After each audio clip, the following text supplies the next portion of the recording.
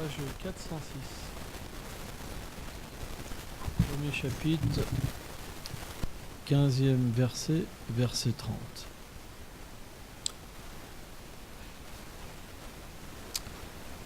Om Namo Bhagavate Vasudevaya.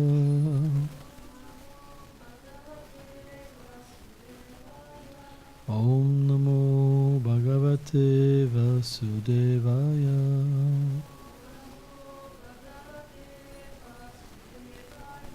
Om Namo Bhagavate Vasudevaya.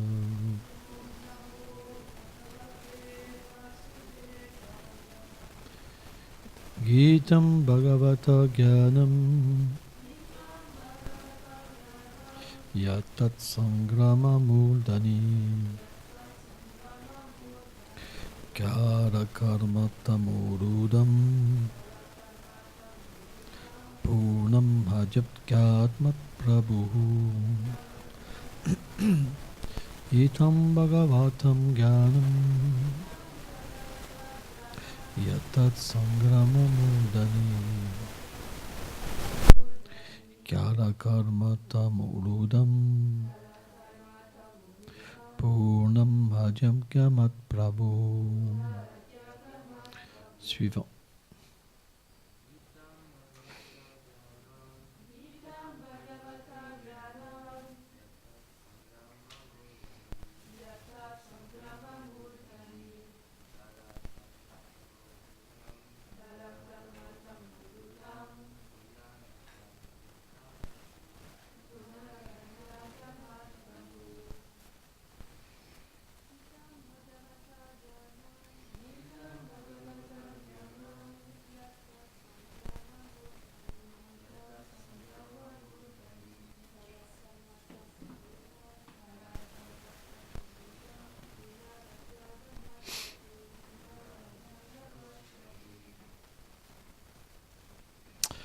Traduction. Arjuna se rappela de nouveau la connaissance qu'il avait reçue du Seigneur sur le champ de bataille de Kurukshetra. Il ne l'avait pas oublié par l'influence du temps, de l'action ou par l'obscurité causée par la séparation du Seigneur. Commentaire. Srila Vishwanath Chaitya Thakur dit: il est expliqué que lorsqu'une personne brûle dans la séparation de l'être chéri, les flammes de cette peine s'en trouvent éteintes par le souvenir des mots du bien-aimé. Par conséquent, Arjuna commença à réciter le nectar de la Bhagavad Gita, qui émana de la bouche pareille à la lune rafraîchissante du Seigneur. Ceci le libéra de toute souffrance. Il n'avait pas oublié cette connaissance par l'influence du temps, de l'action ou de l'ignorance. Le mot tamas signifie les ténèbres, veut dire, dans le contexte d'Arjuna, une situation similaire à l'obscurité causée par la séparation du Seigneur. La Bhagavad Gita repose sur l'enseignement du Seigneur Krishna donné à Arjuna.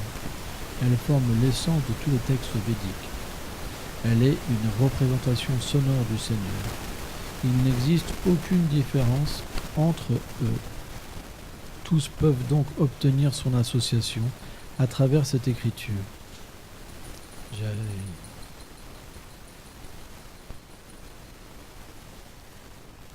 Le simple fait de se rappeler de ces instructions peut facilement mettre un terme à toutes sortes de souffrances et d'illusions matérielles et amener l'âme à sa réalité éternelle. Om Gyanati Milandasya Gyanam Jalam Shalakaya Shakshuru Meditam Yanatasme Shigurave Namo Vandeham Shiguru Shijuktapada Kamalam Shigurum Vaishnavam Shri Rupam Sagrajatam Sahaganam Lagunatam Vitam Tam Sajivam Sadvetam Satadvutam Parijana Saitam Krishna Chaitanya Devam Shri Radha Krishna Padasahaganam Ladida Shivishakam Vitam Sha E Krishna Karuna Sindhu Dinabandhu Jagatpate Gopesha Gopeka Kantara Dakanta Namostute Tapta Kanshana Golangila de Vrindavaneshvari Prichabhanu Sute Devi Pranamami Hare Priya Namo Maha Vanyananya Krishna Prema Pradayate Krishna Krishna Chaitanya Namne Golatfitse Namaha Chayo Shri Krishna Chaitanya Prabhu Nityananda Shri Advaita Shri Gadada Shri Vasadi Gaur Bhaktavinda Hare Krishna Krishna Krishna Hare Hare Hare Rama Rama Hare Hare Brindaye Tulasi Devaye Priyaye Keshava Satcha Krishna Bhakti Pratidevi Satyavatye Namo Namaha Vanchakalpa Tarubhyacha Kripa Sindhubhya Vacha Patitanam Pavanebhyo Vaishnavebhyo Namo Namaha. Donc, avant de parler des gloires du Seigneur, je voudrais rendre mes hommages à Srila Bhakti Vibhudavan Goswami Maharaj, Srila Bhakti Nandan Swami Maharaj, Srila Bhakti Pramod Puri Goswami Maharaj, Srila Bhaishanta Bhakti Swami Prabhupada, Srila Bhakti Raj Shakarshadev Goswami Maharaj, Srila Prabhupada Bhakti Siddhanta Sarasvati Goswami Maharaj, ainsi que toute notre Guru Varga, ainsi qu'aux dévots assemblés, car sans la bénédiction des saints et des dévots du Seigneur, on ne peut avoir aucune inspiration du Seigneur dans notre cœur. C'est quelque chose qui est très important. On ne peut pas parler par nous-mêmes.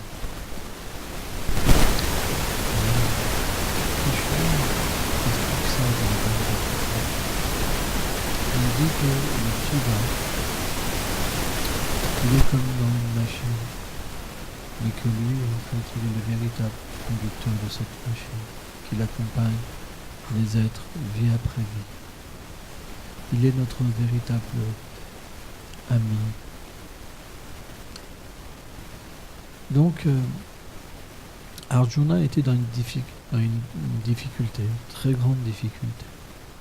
Parce que parfois, le Seigneur apparaît avant ses associés, parfois il apparaît après, parfois il disparaît avant ou après.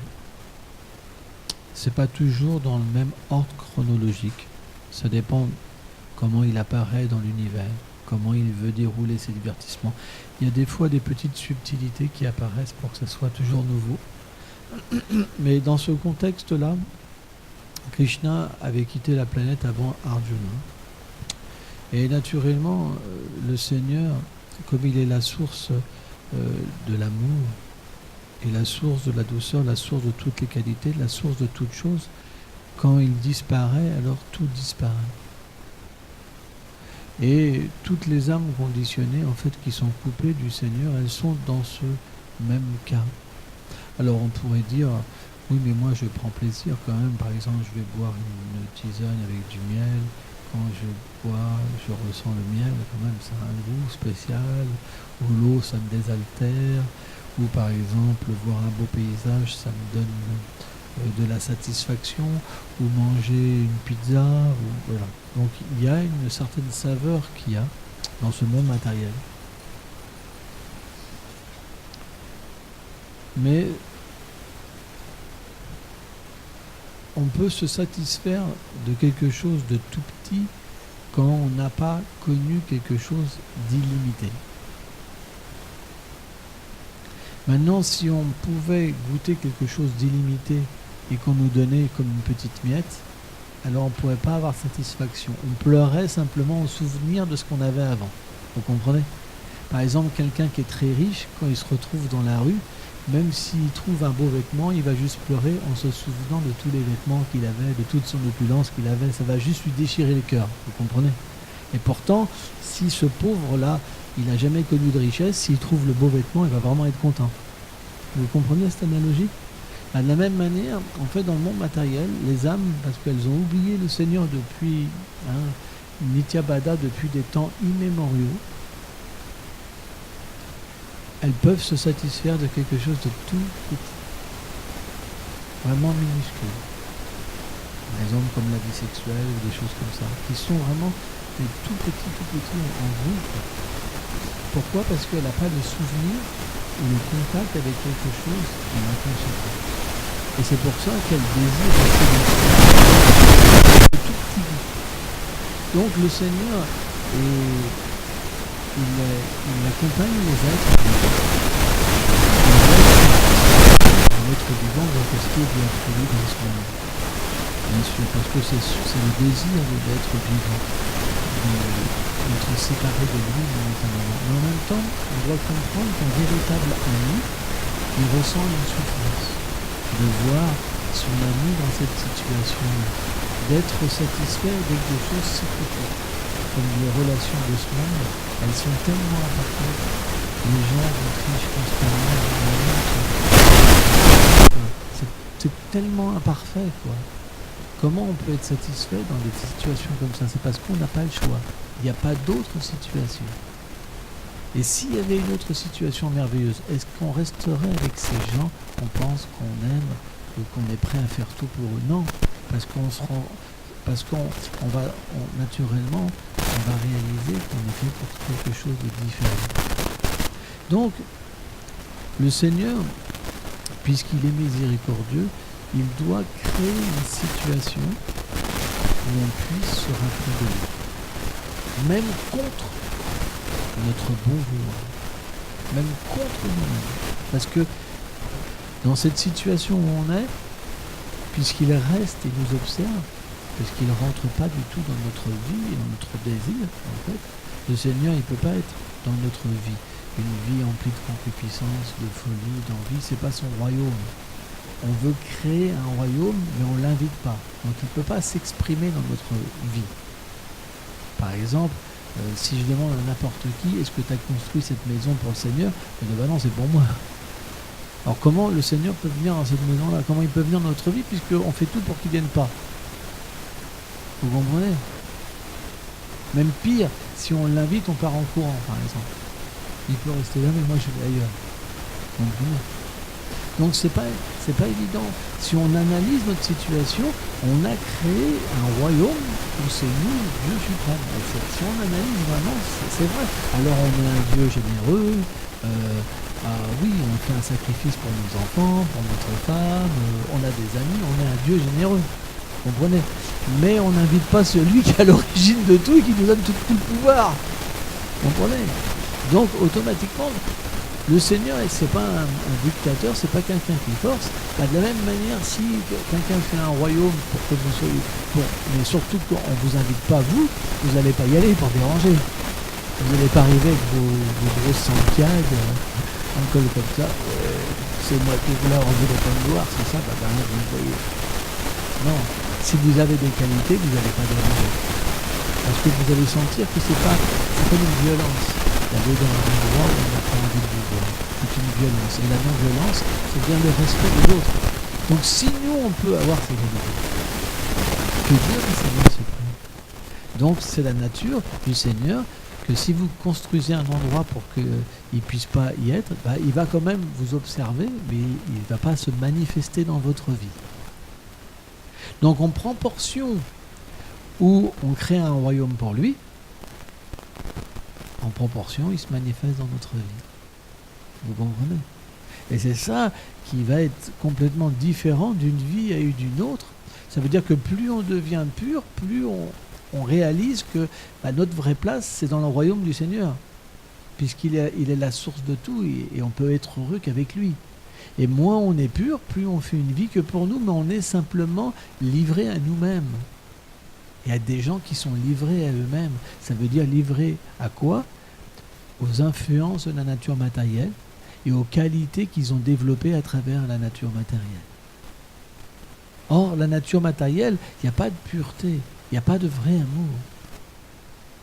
Les Védas expliquent que ce qu'on pense que c'est l'amour dans ce monde, c'est Kama, la concupiscence, Kama Esha, Rajaguna Sambhava. Et cette concupiscence, en fait, le Seigneur explique, elle ravage tout, elle détruit tout. Parce que pour cette concupiscence, on est prêt à faire tellement de mal aux êtres vivants. C'est pourquoi, naturellement, quand Krishna a disparu de la planète, pour réapparaître dans un univers, et qu'Arjuna était présent et que le Seigneur a disparu, alors c'est l'obscurité. Il n'y a plus de raison, en fait, de rester dans cet univers. Et qu'est-ce qu'il a fait? C'est que le moyen, en fait, pour être avec le Seigneur, c'est de se rappeler de ses paroles. Et à ce moment-là, quand Arjuna, il s'est rappelé des instructions que Krishna lui avait données dans la Bhagavad Gita, il est devenu soulagé. Parce que la parole du Seigneur et lui-même, c'est pas différent. Donc si on se rappelle les paroles du Seigneur suprême, on s'associe avec lui. Et naturellement, cette association, elle a la même valeur qu'une association directe. Et la preuve en est un. Donc, finalement, on n'est pas séparé du Seigneur suprême. C'est simplement notre pureté qui nous en sépare. S'il y a l'impureté ou la pureté. Qu'est-ce que c'est l'impureté? C'est le désir d'être loin de lui. Et la pureté, c'est le désir d'être avec lui. Donc, l'approche de la Bhagavad Gita, ou du Srimad Bhagavatam, qui est la manifestation sonore du Seigneur, on peut avoir l'association directement du Seigneur suprême avec la bonne attitude. Simplement, si on désire cette association, on peut l'avoir. Et à ce moment-là, le Seigneur, il est Pavitram, suprêmement pur, et il peut détruire toutes les misères de son dévot, l'ignorance. Parce que les difficultés qu'on rencontre, que ce soit à suivre des règles, à être poussé à mal faire les choses, à critiquer les êtres, à faire du mal, à être poussé, par exemple, à s'identifier au corps à travers la concupiscence, etc., etc., ça peut être résolu simplement en prenant refuge de la connaissance. Parce qu'elle n'est pas différente du Seigneur suprême. Et quand le Seigneur apparaît dans notre vie, Krishna Surya Sama, Mayayandakala, il est comme le soleil, et comme l'ignorance, c'est comme les ténèbres, l'ignorance ne peut pas rester là où il y a le soleil. Ce n'est pas possible. Parce que là où on éclaire, le noir, l'obscurité disparaît. On peut faire l'expérience. Vous fermez une pièce, tout, vous êtes dans le noir, vous allumez, crac, vous voyez. C'est pas compliqué. Voilà, n'importe qui peut comprendre ça. Et ben, voilà, et ben, la même chose en fait. Ce qu'on appelle la vérité et l'ignorance, c'est simplement considéré comme une lumière et une obscurité. Parce que, quelle est la différence de l'obscurité et de la lumière? C'est quand vous voyez, vous savez ce qu'il y a en face de vous, c'est clair, le chemin est clair, il n'y a pas d'embûche parce que vous voyez, là il y a une pierre, là il y a une racine, donc vous marchez tranquille et vous pouvez aller vers votre but sans encombre. Mais moins il y a de lumière et plus c'est difficile. Parce que vous pourrez éviter un obstacle, mais pas forcément le deuxième, et vous pouvez aussi vous égarer. Vous pouvez aussi prendre peur du bruit de la chouette. Ou d'un... Et puis vous dites, oh là là, je ne vais pas y aller, finalement je recule. Et pourtant, ça se trouve, c'était juste un bruit d'une porte qui grince, ou je ne sais pas quoi. Bon, c'est une imagination, quoi. Vous comprenez? Ça veut dire que dans le noir, on va imaginer ce qui n'est pas, ce qui est. On va prendre une corde pour un serpent, ou alors un serpent pour une corde. Dans le noir, c'est très difficile de comprendre la réalité des choses. C'est pour ça qu'on a besoin de connaissance. La connaissance, ça nous permet véritablement de ne pas se tromper et de toujours de réadapter notre conscience, notre décision, notre vision. C'est très important. On fait constamment des erreurs. On est sujet, on a des sens imparfaits, on est sujet à l'illusion, on est sujet à tromper autrui. C'est le principe de l'âme conditionnée. On a des sens imparfaits, c'est les 4 imperfections de l'âme conditionnée. Donc, dans cette circonstance, on ne peut pas comprendre les choses telles qu'elles sont véritablement. Mais les Védas expliquent que le Seigneur est parfait. Il n'est pas sujet à ces imperfections. Et il est l'origine du savoir et de la création. Donc, si on veut comprendre la nature des choses, on doit naturellement se référer au savoir qui donne. Et pas à notre savoir. Parce que notre savoir, en tant qu'âme conditionnée, il est imparfait. C'est pourquoi, par exemple, pour comprendre qui est notre Père, on a besoin des textes védiques, qui sont comme une mère, finalement. Parce que, pour savoir qui est votre Père, vous n'avez pas d'autre choix que vous adresser à votre mère. Si votre mère vous ment, vous pensez que votre père, en fait, c'est pas forcément votre père, mais vous allez penser que c'est votre père toute votre vie. Et ça arrive souvent. Ça arrive souvent. Par exemple, moi, je sais que j'ai une petite fille et sa mère lui avait menti sur son père. Et son beau-père, il était guyanais, il avait la peau noire. Donc elle se posait toujours la question, c'est étrange quand même. Mon père, donc elle pensait qu'elle allait devenir noire à force. Mais le teint de Saint-Pau, il n'a jamais changé. Et un jour, elle a trouvé un livret de famille où elle a vu mon nom, en fait, et mon prénom. Et là, elle a compris qu'on l'avait triché. C'est pas évident. Hein. C'est pas facile. Donc le point, si notre mère nous ment, on n'a pas le choix que d'accepter. Alors des fois, c'est un peu difficile à accepter.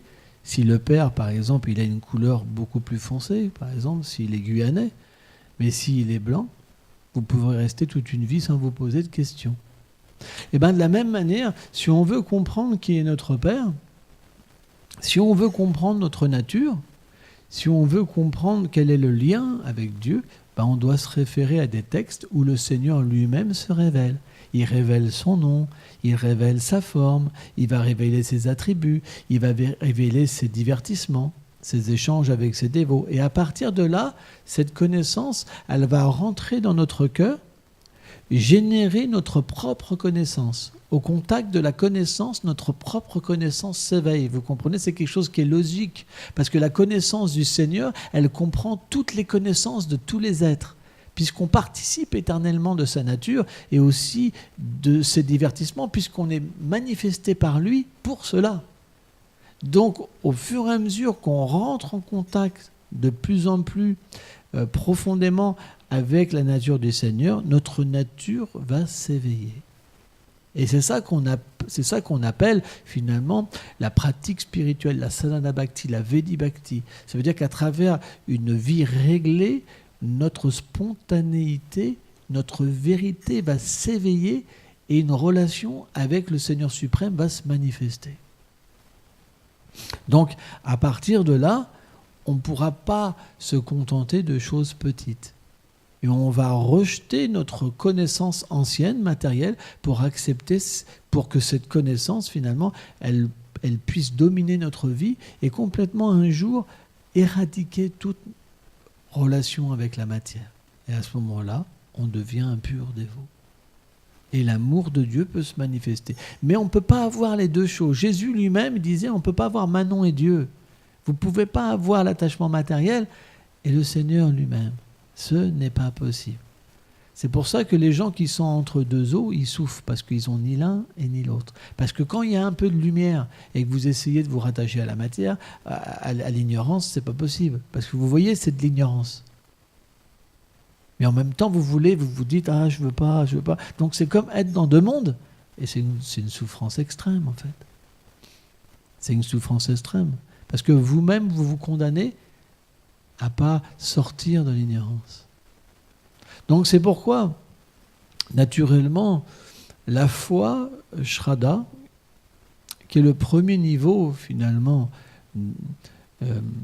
qu'on va dire de la visibilité de la lumière, si on peut dire ça comme ça s'obtient dans la compagnie des saints. C'est dans la compagnie des saints qu'on peut recevoir la lumière. Pourquoi ? Quelle est la nature d'un saint ? C'est qu'il a établi sa relation éternelle avec le Seigneur suprême. Donc, naturellement, il n'est pas dans l'obscurité. Le Seigneur est manifesté dans son cœur. Sa vie est de vivre avec le Seigneur suprême. Il est dans la lumière constamment. Donc, cette lumière, elle va se projeter à travers ses paroles. Et indirectement, quand on rentre en contact des saints, on devient baigné par la lumière, en fait, par les enseignements du Seigneur suprême, par les gloires du Seigneur suprême, et ça génère la foi. Et une fois que cette foi est contractée, naturellement, c'est comme des yeux qui voient à travers la lumière. On ne peut plus voir que l'obscurité, même un petit niveau. On verra naturellement la réalité de ce monde. Et le contact avec la réalité, ça va nous détacher de ce monde. Parce qu'une fois que la lumière apparaît dans notre cœur, dans nos sens, on réalise que ce monde, il est temporaire. Tout est minable. Tout a un début, tout a une fin. On va tout quitter, la mort va venir, va tout prendre. Tout ce qu'on a créé depuis le début, tout va disparaître. Comme les autres vies, on va réaliser qu'on a déjà fait ça depuis des millions d'existences. Et naturellement, cette vision de la foi, elle va faire que on va prendre refuge dans le processus pour aller plus loin et pour échapper à cette misère. Parce qu'on va réaliser que le but après, c'est de devenir libéré de l'ignorance. Donc, le cheminement de la foi, ça commence par recevoir la lumière. Une fois qu'on a la lumière, on ne peut pas revenir en arrière.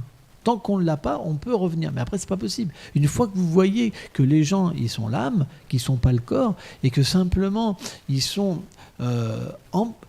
envoûtés par l'énergie matérielle, l'ignorance, la passion et la vertu, et qu'en plus, il y a plein de couches sur leur réalité, vous vous dites, mais ce n'est pas possible. C'est comme des marionnettes. Vous les voyez marcher, vous les voyez faire des actions, ils ne peuvent même pas se poser la question de qui ils sont. C'est terrible. Donc quand la lumière vient, vous ne pouvez pas vivre comme eux, vous ne pouvez pas, vous avez de la compassion, vous avez envie de les aider. Vous ressentez que c'est des frères en plus. Parce qu'à la lumière, la politique, tout ça, ça n'a plus de sens, parce que les gens, ils se trompent en fait de réalité, vous comprenez ? Ils vont dans quelque chose, finalement, où ils se détruisent les uns les autres. Un policier, ça devient l'ennemi d'un manifestant. Et le manifestant, pour lui, c'est l'ennemi, c'est le CRS, alors qu'ils sont des âmes pures à l'origine. Tout devient faussé dans l'ignorance. Des hommes de foi, même dans l'ignorance, quand ils acceptent Dieu dans l'ignorance, ils pensent qu'ils sont hindous, chrétiens, musulmans. Ils ne peuvent pas se voir.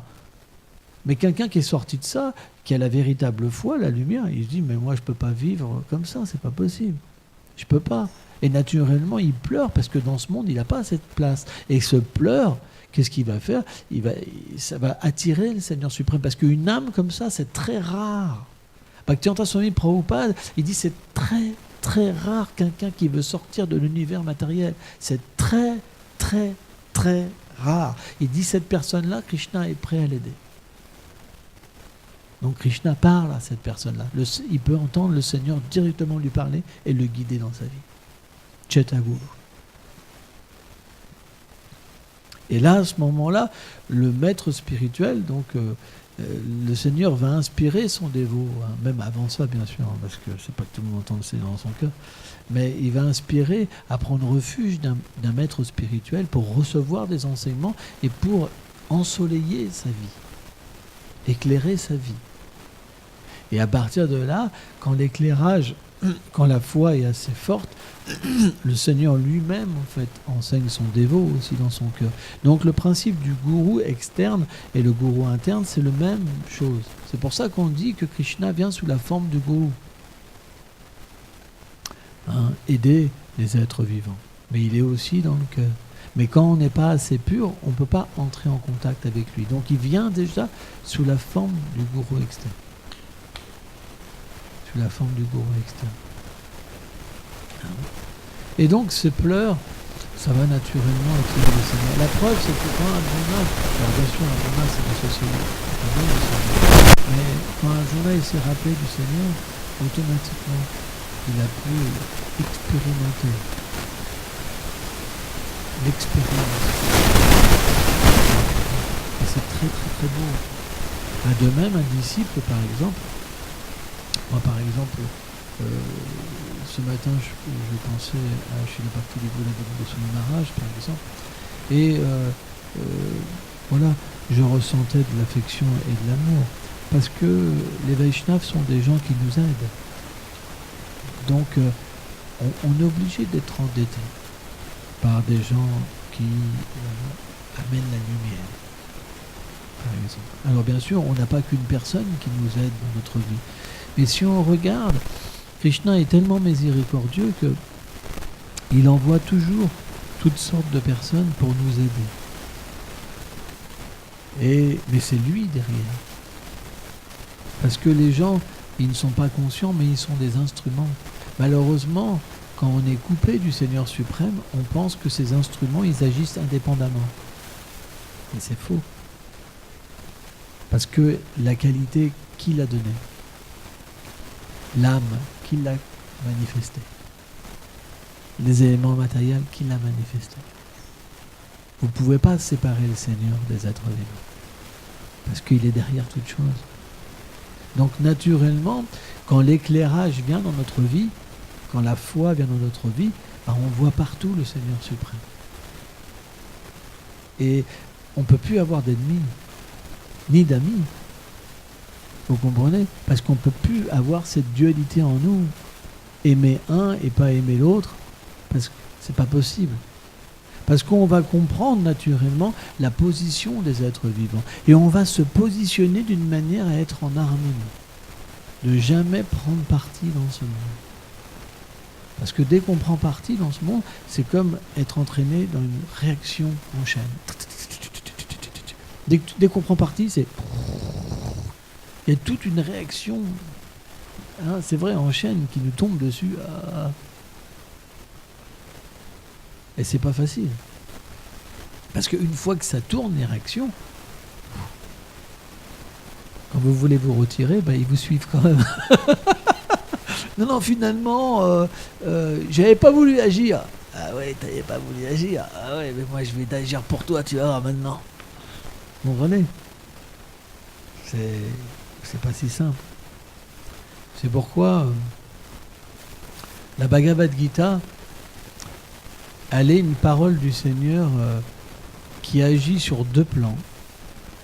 Le premier plan, c'est que c'est des enseignements de base. Elle va nous permettre de comprendre le Seigneur en tant que le Créateur. Les différentes énergies que le Seigneur a. La nature de l'âme, qui fait partie d'une des énergies du Seigneur. Le temps, qui pousse l'être vivant à agir. Les influences de la nature matérielle, par exemple. Pourquoi, parfois, on a envie de dormir tout le temps? Pourquoi on est poussé à agir? Par exemple, on est attiré par la vie sexuelle. Et pourquoi parfois on sent qu'on est illuminé de connaissance et de bonheur? Tout ça, c'est l'ignorance, la passion et la vertu, par exemple. Et puis on va comprendre le principe de l'action dans ce monde.